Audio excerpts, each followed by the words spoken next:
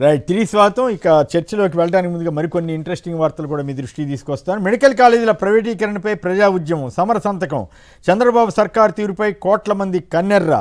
ఈ ప్రభుత్వ మెడికల్ కాలేజీని ప్రైవేట్ పరం చేయడం మీద వైఎస్ఆర్ కాంగ్రెస్ పార్టీ చేపట్టిన సంతకాల ఉద్యమానికి మంచి స్పందన వస్తోందన్నది ఆ కథనం. కృష్ణార్పణం, ఏడాదికి అద్దె 1000, అన్ని ప్రభుత్వ భవనాలు 1000కే లీజు. పీసీబీ చైర్మన్కు చంద్రబాబు సర్కార్ కానుక ఇచ్చిందటండి. రియల్ టైంలో auto mutation, free fold assigned భూముల పునఃపరిశీలన, రెవెన్యూ శాఖపై సమీక్షలో చంద్రబాబు నాయుడు గారు. అలాగే కొటియా గుండె, ఈ రెవెన్యూ శాఖకు సంబంధించి ఎల్లో మీడియాలో ఒక పత్రిక రాసింది, వెంటనే ఈయన రియాక్ట్ అవుతుంటారు. అదర్వైజ్ మరి పట్టించుకుంటారో లేదో తెలియదు, కానీ కొన్ని కావాలని వాళ్ళ ఇంట్రెస్టుల కొద్దీ వాళ్ళు రాస్తున్నారా, నిజంగా ప్రజల కోసం రాస్తున్నారో తెలియదు. కొటియా గుండెల్లో బాక్సైడ్ గుణపం, సుప్రీంకోర్టు స్టే ఉన్న బాక్సైడ్ తవ్వకాలకు ఒడిషా దూకుడు అంటూ ప్రజాశక్తి కథనాంచింది. ఏడాదిలోగా రెవెన్యూ ప్రక్షాళన అంట. ఒకే సమస్యపై పదే అర్జీలు ఇస్తే కుదరదంట. మరి పరిష్కారం కానప్పుడు ఏం చేస్తారు వీళ్ళు?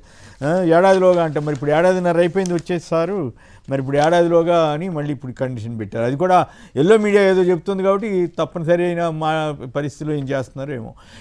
ఇది సూడో సెక్యులరిజం కాదా, హిందూ ఆచారాలకు అనుగుణంగా తీర్పు ఇస్తే జడ్జిపై అభిశంసన అంటూ సడన్గా పవన్ కళ్యాణ్ గారు తమిళనాడు ఇష్యూస్లో కూడా వేలు పెట్టే ప్రయత్నం చేస్తున్నారు. మంచిదే, ఆయన ఏపీలో ఆయన డబుల్ స్టాండర్డ్స్ పాటించకుండా ఎక్కడైనా మాట్లాడితే పర్వాలేదు. ఇక సాయంత్రం 6 దాటాక 51 లక్షల ఓట్ల. సో ఈ పరిణామాలపై ముందుగా రాజీవ్ మీరు మాట్లాడండి. మిథున్ రెడ్డి గారు నిన్న చేసిన స్పీచ్ కానీ మొత్తం ఇవన్నీ కూడా మనం ప్రస్తావించుకుంటున్నవి. వాటి మీద ఈసీ ఇంతవరకు స్పందించలేదు. ఇప్పుడు లోక్సభలో జరిగిన తర్వాత అయినా సరే రాహుల్ గాంధీ గారు మరి ఆయన తెలివి ఉందో లేదో అర్థం కాలేదు, కానీ ఏపీ ఇంత పెద్దగా ఇంత స్పష్టంగా మిథున్ రెడ్డి గారు చెప్పిన తర్వాత కూడా ఆయన మాట్లాడినట్టుగా మరి వినలేదు నేను. ఒకవేళ మీరు మాట్లాడుంటే సంతోషమే, వస్తే అది ప్రముఖంగా కూడా వచ్చిండేది కదా, మరి రాలేదు. సరే, ఆయన లైను ఏపీ వరకు బీజేపీ ఎన్డీఏ తోటి కలిసే ఆయన కూడా ప్రయాణం చేస్తున్నాడేమో తెలియదు, కానీ బట్ ఇక్కడ ఏపీ ఇష్యూ మీద మిథున్ రెడ్డి గారు చేసిన స్పీచ్, దాని మీద మీ విశ్లేషణ చెప్పండి. సార్, రాహుల్ గాంధీ గారు మాట్లాడతారని అనుకోవడం అయితే మన పొరపాటే అవుతుంది. ఎందుకంటే ఆంధ్రప్రదేశ్లోనేమో గురువు గారు ముఖ్యమంత్రి, తెలంగాణలో శిష్యుడు గారు ముఖ్యమంత్రి. కాబట్టి ఆబ్వియస్ గా వారికి అంతర్గతంగా సంబంధాలు ఉంటాయనేటువంటిది అందరికీ తెలిసినటువంటి అంశం. రెండోది, గతంలో పొత్తు పెట్టుకున్నటువంటి పార్టీలు, ఏమో పొత్తులో లేకుండా ఉన్నటువంటి పార్టీలు ఏం కాదు. సో ఏనాడికైనా మోడీనికి నో చెప్పి కాంగ్రెస్ పార్టీకి ఎస్ చెప్పే అవకాశాలు ఉంటాయి. కాబట్టి ముందరకాల బంధంగా రాహుల్ గాంధీ గారు, లేకపోతే ఇక్కడ ఉన్నటువంటి కాంగ్రెస్ పార్టీ రాష్ట్ర అధ్యక్షురాలో, లేకపోతే కాంగ్రెస్ పార్టీ సంబంధించిన నాయకులు ఎక్కడా కూడా అంతా మాట్లాడతారు దేశం గురించి. కానీ ఆంధ్రప్రదేశ్ రాష్ట్రంలో ఎంత అన్యాయం జరిగితే ఎక్కడా కూడా కాంగ్రెస్ పార్టీ నోరిప్పిన పాపాన పోలేదు. కాబట్టి కాంగ్రెస్ పార్టీని ఏదైతే రాష్ట్ర ప్రజలు చీకొట్టారో అది తప్పేం లేదని చెప్పి మరోసారి నిరూపణ జరిగినట్టే. ఇక మిథున్ రెడ్డి గారు మాట్లాడిన అంశాలు అక్షర సత్యాలు సార్. ఎందుకు చెప్తున్నాం అంటే 6 గంటల తర్వాత 50 సరే ఈవీఎంల ట్యాంపరింగ్ జరిగిందా లేదా, ఈవీఎంల వల్ల ఓట్లు అధికంగా వస్తే దానివల్ల ప్రభుత్వాలు మారిపోయేటటువంటి పరిస్థితులు నెలకొన్నాయనేటువంటి అనుమానాలు ఉన్నాయి.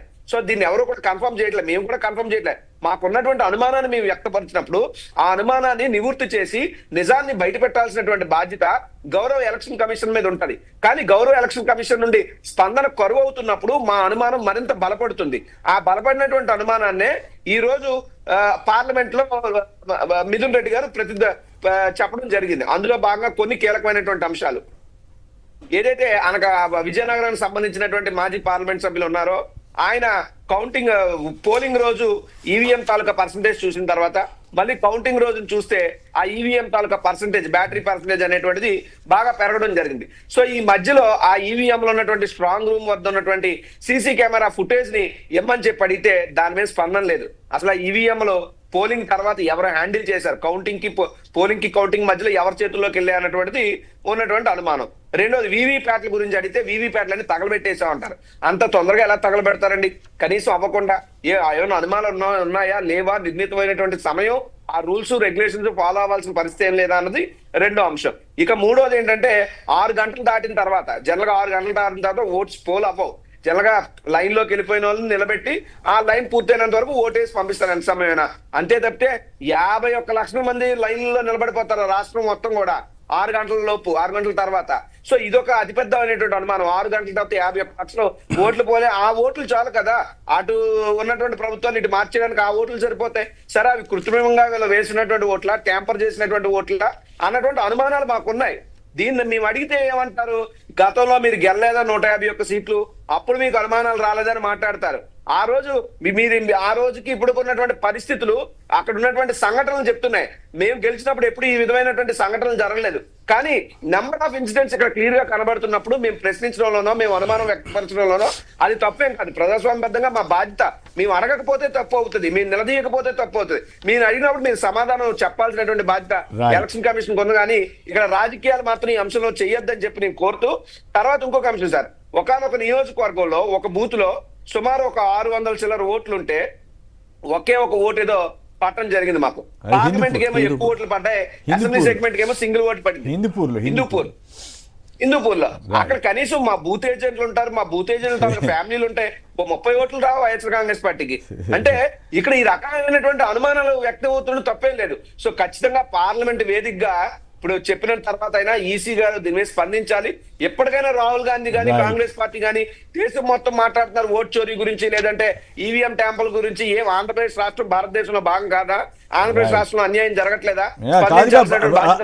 బాలినేని గారు కోర్టుకు వెళ్ళటం, ఆయన వీవీప్యాట్ స్లిప్పులు లెక్క పెట్టండి అంటే అవి దాని మీద తీర్పు రాకపోవటం, తర్వాత ఆయన జనసేనలో చేరటం, ఇవన్నీ కూడా ఈ రకరకాల ప్రశ్నలకి తావిస్తూ ఉంది. రైట్, ఇంద్రనీల్ గారు. సార్, ప్రధానంగా చాలా రోజులు ప్రతిపక్షాలన్నీ పోరాడి పార్లమెంట్లో ఎస్ఐఆర్ మీద చర్చకు అయితే ఒప్పించగలిగారు. 9వ తారీఖు అనగా నిన్న ఎస్ఐఆర్ మీద చర్చ జరిగింది. అసలు ఎస్ఐఆర్ అంటే స్పెషల్ ఇంటెన్సిఫైవ్ రివిజన్ అనేది ఇట్స్ ఏ ప్రొసీజర్, ఎప్పటి నుంచో జరిగింది. కానీ ఈ మధ్య కాలంలో జరుగుతున్న ఎస్ఐఆర్ మీద ఈ స్థాయిలో ఎందుకు విమర్శలు వస్తున్నాయని చూస్తే ప్రధానంగా ప్రతిపక్షాలు చేస్తున్న ఆరోపణలు ఏంటి అంటే ప్రతిపక్షాలకు సంబంధించిన ఓట్లు ఎస్ఐఆర్ పేరుతో తొలగించబడుతున్నాయి. తద్వారా ఎలక్షన్ జరగక ముందే గెలుపు అనేది అధికార కూటమికి మేలు చేసే విధంగా ఎలక్షన్ కమిషన్ వ్యవహరిస్తుంది అనేది ప్రధానమైన ఆరోపణ. దీని మీద చర్చ జరిగితే first of all Rahul Gandhi గారు ఒకే ఒక రోజు ఎంతోమంది పోరాడి తెచ్చుకున్న టైంని ఒక అన్రిజిస్టర్డ్ ఆర్గనైజేషన్, మీరు గుర్తుపెట్టుకోండి, ఆర్ఎస్ఎస్ అనేది రిజిస్టర్డ్ ఆర్గనైజేషన్ కూడా కాదు, ఒక అన్రిజిస్టర్డ్ ఆర్గనైజేషన్ వెనకుండి నడుపుతుంది అనే అలిగేషన్స్ తీసుకొచ్చేసి ఆ కన్స్ట్రక్టివ్ డిస్కషన్ జరగాల్సిన దాన్ని కూడా దాన్ని తప్పుదోవ పట్టించారు. అయితే ఎస్ఐఆర్ ఇంత పకడ్బందీగా అన్ని రాష్ట్రాలు ఎక్కడైతే ఎలక్షన్ జరుగుతుందో ఆ రాష్ట్రాల్లో నిర్వహించడం అవ్వచ్చు. వీటన్నిటికంటే ముఖ్యం ఏంటంటే సార్, అసలు ఓటర్ ఐడితో ఆధార్ కార్డు ఇంటిగ్రేట్ చేస్తే ఈ ఎస్ఐఆర్ నడపాల్సిన పని కూడా లేదు. ఇప్పుడు ఏదైతే ఒకప్పుడు సుప్రీంకోర్టే ఆధార్ కార్డు ప్రామాణికం కాదు అని అంది, దానివల్ల కూడా సమస్య వస్తుంది చాలా. మరి సుప్రీంకోర్టు వారు అట్లా మాట్లాడితే ఎవరైనా చెప్పారు? ఇప్పుడు చూడండి, మీరు అనుకుంటే అంటే సుప్రీంకోర్టులో అసలు first of all identification card కింద కూడా యాక్సెప్ట్ చేయకపోతే సుప్రీంకోర్టు యాడ్ చేపించింది అనమాట. తర్వాత అసలు నేనేమంటున్నానంటే మీరు ఇంటిగ్రేషన్ చేయగలిగితే డూప్లికేట్ ఓట్స్ అన్ని డిలీట్ అయిపోతాయి, ఫస్ట్ థింగ్. రెండోది ఏంటి, మిథున్ రెడ్డి గారు చాలా కన్స్ట్రక్టివ్గా ఏపీలో జరిగిన ఇన్సిడెంట్ చూపిస్తూనే ఎస్ఐఆర్ని మాకు ఆమోదమే, మా రాష్ట్రంలో రావడానికి మాకు అభ్యంతరం లేదు, but we have some concerns అని ప్రతిపాదనలు ఇచ్చారు. దేశం మొత్తంలో ఎస్ఐఆర్ని ప్రతిపక్ష పార్టీలు విమర్శిస్తున్న రోజున కూడా వైఎస్ఆర్సీపీ పార్టీ మాత్రం, అంటే నిజంగా చెప్పాలంటే ఆ గట్స్ ఉండాలి సార్, ఒక ప్రతిపక్ష పార్టీకి గట్స్ ఉండాలి. అలాంటి నాయకుడు, అంటే ఒక మగవాడు నాయకుడిగా ఉంటే ఎలా ఉండిద్ది అని చెప్పాలి అంటే జగన్మోహన్ రెడ్డి గారు గొప్పతనం అని చెబుతాను నేను. ఎందుకంటే మీరు తీసుకోండి, ల్యాండ్ టైటిలింగ్ యాక్ట్ అనేది ఒక ఎగ్జాంపుల్ తీసుకుంటే అది 2 సభల్లోనూ మనకి ఆమోదం తెలిపి రాష్ట్రపతి సైన్ అయిపోయిన తర్వాత యాజ్ పర్ ద రాజ్యాంగం ఏమని ఉంటుంది, అన్ని రాష్ట్రాలు తూచా తప్పకుండా దాన్ని ఇంప్లిమెంట్ చేయాలి. రాష్ట్రపతి సైన్ అయిపోతే దాన్ని రాజకీయంగా ఓట్లు వస్తాయా రావా, ఇబ్బందులు ఉంటాయా లేదా అని పక్కన పెట్టి దాన్ని ఇంప్లిమెంట్ చేసిన వ్యక్తి జగన్మోహన్ రెడ్డి గారు. అలాగే మీరు అప్పుడు తప్పుడు ప్రచారం చేశారు, అది మొత్తం జగన్ అది వేరు సార్.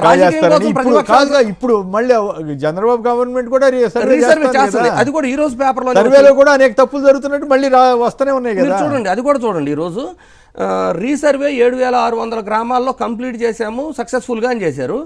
వైఎస్ఆర్సీపీ హయాంలోనే 6,800 గ్రామాల వరకు రీసర్వే కంప్లీట్ అయిపోయినట్టు అప్పుడు కూడా నోటిఫికేషన్ వచ్చింది. అంటే వీళ్ళంతా సగం చిన్న కరెక్షన్ చేసి వాళ్ళు చేసిన దాన్ని కంప్లీట్ చేసి క్రెడిట్ తీసుకోవటం. అయితే come back to SIR sir, Mithun Reddy గారు చెప్పిన దాంట్లో చూడండి, ఇక్కడ అసలు ఫస్ట్ ఆఫ్ ఆల్ వీవీప్యాట్ స్లిప్లు ఉండే సార్. నేను యాజ్ ఎ సెఫాలజిస్ట్ చెప్తున్నాను, ప్రొవిజనల్ ఓటింగ్ అనేది అనౌన్స్ చేసిన తర్వాత, అంటే ఫైనల్ ఓటింగ్ అనౌన్స్ చేసిన తర్వాత ప్రొవిజనల్ ఓటింగ్ అంటాం, ఈవినింగ్ 5 or 6 తర్వాత, దేశవ్యాప్తంగా 5 తర్వాత ఎప్పుడైనా జరిగే ఓటింగ్ 1.2 దాటదు సార్, ఫస్ట్ థింగ్. రెండోది ఏంటంటే ప్రొవిజనల్ ఓటింగ్ 6ంటికి అనౌన్స్ చేసిన తర్వాత అది దేశవ్యాప్తంగా మిగిలిన రాష్ట్రాల్లో 0.2 to 0.3% కూడా దాటల మొన్న ఎలక్షన్లో కూడా. అయితే ఫైనల్ ఓటింగ్ ఎలక్షన్ జరిగిన నెక్స్ట్ డే ఆఫ్టర్నూన్కో ఆ నెక్స్ట్ డేకో దేశవ్యాప్తంగా అనౌన్స్ చేయబడింది ఒక ఆంధ్రప్రదేశ్ తప్పితే. ఆంధ్రప్రదేశ్లో ఫైనల్ ఓటింగ్ అనౌన్స్ చేయడానికి 3 to 4 days టైం పట్టింది. అది కూడా విడతల వారీగా ఒకసారి ఫైనలైజ్ చేయలేం. ఒకసారి అనౌన్స్ చేసిన దానికి మళ్ళీ యాడ్ చేసి అనౌన్స్ చేయడం, మళ్ళీ యాడ్ చేసి అనౌన్స్ చేయడం, చివరికి అనౌన్స్ చేసిన దాంట్లో కూడా 1.2% పోస్టల్ ఓటింగ్ ఉంది అని చెప్పడం వల్ల అంటే అది డిడక్ట్ చేసి 12.54% ఓటింగ్ ఇంక్రీజ్ అయింది. దాన్ని మనం క్యాలిక్యులేట్ చేస్తే 51 లక్షల ఓట్లు అదనంగా యాడ్ చేయబడ్డాయి అనేది అయితే చాలా క్లియర్గా అర్థమైంది. అయితే వీవీప్యాట్ స్లిప్లు లెక్క పెట్టాల్సిందే అని రీకౌంటింగ్ అప్లై చేసుకోవడానికి 3 అప్లై చేశారు. ఒకటి బెల్లాన్ చంద్రశేఖర్ గారు, గజపతి నగరం ఎక్స్ఎమ్మెల్యే గారు, బాలినేని శ్రీనివాస్ గారు ఎక్స్ఎంపీ. అయితే రీకౌంటింగ్కి వాళ్ళు పెట్టిన ప్రొసీజర్ చూసినా కూడా మీకు డౌట్లు వస్తాయి. ఎలా అంటే ఒక ఎమ్మెల్యే అభ్యర్థిగా పోటీ చేయాలంటే 10,000 రుసుము కట్టాలి, కానీ రీకౌంటింగ్ అప్లై చేయాలంటే ఒక ఈవీఎంకి 50,000 కట్టాలి. అంటే ఇక్కడే అంటే ఈ ఎలక్షన్ కమిషన్ యొక్క ధోరణి ఇక్కడే మీకు అర్థమైపోతుంది. మోరోవర్ ఏంటి, సుప్రీంకోర్టు కూడా ఏం చెప్పింది, బిఫోర్ ఎలక్షనే సుప్రీంకోర్టులో చాలామంది వెళ్ళి మాకు ఈవీఎంల మీద నమ్మకం లేదు, వీవీప్యాట్ స్లిప్లు 100% లెక్కించాలి అంటే ఎలక్షన్ కమిషన్ ఇచ్చిన ఆన్సర్ ఏంటంటే మేము సిద్ధంగా లేము, మేము అటన్నిటికి ప్రిపేర్ అవ్వలేదు కాబట్టి మేము లెక్కించలేము అని చెప్పారు. అంటే ఎలక్షన్ కమిషన్ సుప్రీంకోర్టులో ఇచ్చిన వాదన ఏంటంటే మేము ఒకరోజు పని చేయలేము అని, అంటే కౌంటింగ్ చేస్తే ఒక రోజు పడుతుంది, అంటే ఒక రోజు కూడా మేము పని చేయలేమని చెప్పారు. చెబితే సుప్రీంకోర్టు ఏం చెప్పింది, 5% ఆఫ్ ద ఈవీఎంలో లెక్కేముంది, అది కూడా సెకండ్ థర్డ్ నిలబడిన వ్యక్తి దే కెన్ చూజ్ ఇట్ అని. ఆ ప్రొవిజన్ ఉండి కోర్టు తీర్పు ఉన్నా కూడా కోర్టు ఆర్డర్స్ను కూడా ఎవరు ఫాలో అవ్వలేదు కదా, వీళ్ళకి మార్క్ రన్ చేశారు. వీటన్నిటికంటే ముఖ్యం ఏంటంటే అసలు వీవీప్యాట్ స్లిప్ డిస్ప్లేలో నుంచి డ్రాప్ అయ్యి డ్రాప్ బాక్స్లో పడుతుంటే అవి లెక్కించినప్పుడు ఆ సిస్టమ్ పెట్టాల్సిన అవసరం ఏముంది. సో ఎన్నో అనుమానాలు సార్, ఒకటి కాదు 100 రకాల అనుమానాలు ఎలక్షన్ మొన్న జరిగిన ఎలక్షన్ మీద, ఎస్పెషలీ ఆంధ్రప్రదేశ్లో. నేను ఎందుకు మళ్ళీ చెబుతున్నానంటే దేశమంతా వేరు, 3-4 రోజుల సమయం ఫైనల్ ఓటింగ్ అనౌన్స్ చేయడానికి ఈవెన్ ఆరామస్థాన్ గారు చెబుతుంటాడు ఫామ్ 20 ఏదో ఎక్కించాలి సార్, అది అసలు 108 రోజులు 108 రోజులు అంటే మిగతా రాష్ట్రాల్లో వెంటనే ఎక్కిస్తున్నారు. అసలు ప్రభుత్వం ఏర్పరచుకో ముందే అది అప్లోడ్ చేస్తే ఆ రెండు సరితూర్చకపోతే మళ్ళీ అది ఇష్యూ. ఇప్పటికైనా బ్యాలెట్ పేపర్లకు వెళ్తారా లేదా? ఆయన మిథున్ రెడ్డి గారు చాలా కన్స్ట్రక్టివ్ గా బ్యాలెట్ పేపర్లు పెట్టండి, అలాగే సీసీటీవీ ఫుటేజ్ అందుబాటులో ఉంచండి, ప్రతిదీ కూడా లైవ్ బ్రాడ్కాస్ట్ చేయండి అని కూడా చెప్పారు. ఇందులో గొప్పతనం ఏంటంటే వైసీపీ సార్ ఏంటంటే ఒక ప్రతిపక్షం కాబట్టి ఆరోపించడం ప్రధానం అనుకోకుండా ఏదైనా ఒక సిస్టమ్ ఇంప్లిమెంట్ చేస్తున్నప్పుడు దాన్ని ఆహ్వానిస్తూనే దాంట్లో తప్పులని కన్స్ట్రక్టివ్గా చెప్పాలనే విధంగా చెప్పింది అభినందనీయం.